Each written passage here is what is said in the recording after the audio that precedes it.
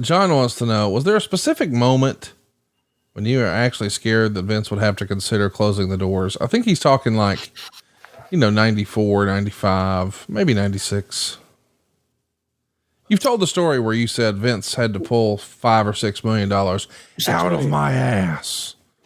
Yeah. I mean, like selfishly, just inside of Bruce's brain, are you thinking, oh shit, I wonder if I can get on with Turner, or I got to update my resume, or what am I going to go do? What's next for me? Did that cross your mind in that era? Never had a resume.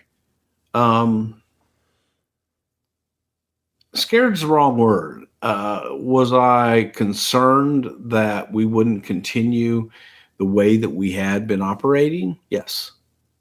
Because we weren't drawing, business wasn't good. And there was that real concern that, all right, we're going to have to change the way that we are doing business in order to survive. And in my head, there was never any doubt that we would not survive. I knew we would survive. That's what we do, It's like, okay, we're not drawing in 10,000 seat arenas. We're going to go to 4,000 seat arenas. There's ways to survive. You can reduce costs. You can reduce personnel. You can reduce. What you can't, is give up. And I've never known Vince to be one to give up. So I had that confidence that he wouldn't give up. And I also had enough confidence that I'd done everything. I could do everything in the business. I've done everything in the business, from performing to behind the scenes to counting tickets, selling tickets, putting up chairs, putting up rings, marketing, PR, television. I've done every single thing there is to do in the business. So I felt that no matter what, I had the knowledge that I could fill several roles if needed. So concerned, yeah. Scared, no. I didn't think we would ever close our doors. I thought that we would possibly have to modify the way we did business, and we did. We did modify. We streamlined. We cut back. We changed the way that we did business, and then we survived, and then we thrived. We strived to thrive. Or thrive to strive. Teams of 5 strive to survive. Oh my God. That sounds like a Thanksgiving Day tradition. Mark Foster has a great question. Of all the wrestlers out of the golden era, which wrestler does Bruce feel like could have been champion? Would it have been a heel or babyface turn on Hogan to win the belt? In that era, you think about... Can you define the golden era? Because to me, the golden era is the 50s. Come on, man. You know what we're talking about. The massive expansion. So we'll go 85 to 91. Could it have been Jake the Snake? Could it have been Ted DiBiase? Could it have been Rick Rude? Could it have been... I would have liked to have had it been Ted DiBiase. I think Ted DiBiase would have been good.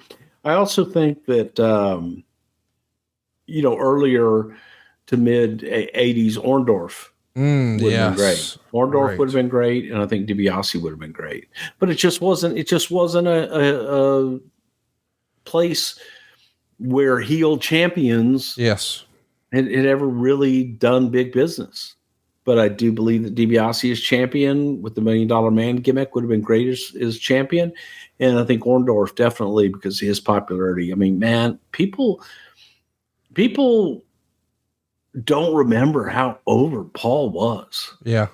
It's crazy. It was, man, Orndorff was the man. He was there. Right up there with Hogan. Is he on your Mount Rushmore of heels, do you think, Orndorff? No. Do you have a Mount Rushmore of heels? I don't know. Dan Miller wants to know. Piper would be on there, but I knew Piper, but I mean, there's 3 other spots. Piper, Heenan. All right. 2 more. Wow. See, I go back to guys like Gino Hernandez, who were just true heels through and through. I knew you were going to say Gino. Is there one more? Johnny Valentine, maybe. Okay. That's a great Mount Rushmore. Dan Miller wants to know who was a better locker room leader, Andre or the Undertaker? Well, they're different. Andre led in a matter of he was the giant. Yes. And commanded respect, got respected, and wasn't, abusive with it in any way, shape, or form. Andre had the experience on his side of traveling the world, of working for literally every top major promoter in the world, and was a huge attraction everywhere he went. So Andre, led by experience, and Andre led, with the knowledge, having been there, done that. Undertaker led from a peer standpoint, as Undertaker was, a top guy, a lot of times the top guy, and Undertaker led from a respect standpoint. People respected the Undertaker. He didn't lose his cool. He wasn't a jerk. He was respectful to everyone and handled problems on the spot. You could take things to the Undertaker, and Undertaker would make sure that things were taken care of. A lot of times, guys, so from an office standpoint, it was easier to just say, hey, man, I've heard this problem is, happening in the locker room. Do you want us to handle it, or is this something you'd like to take a stab at? He goes, you'll never hear about it again.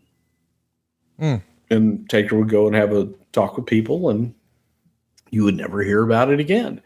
From a locker room standpoint, I think sometimes people would rather deal with, oh my God, if I'm in trouble, let me be in trouble with the office. Please, God, don't tell Undertaker. I don't want to be in trouble with him.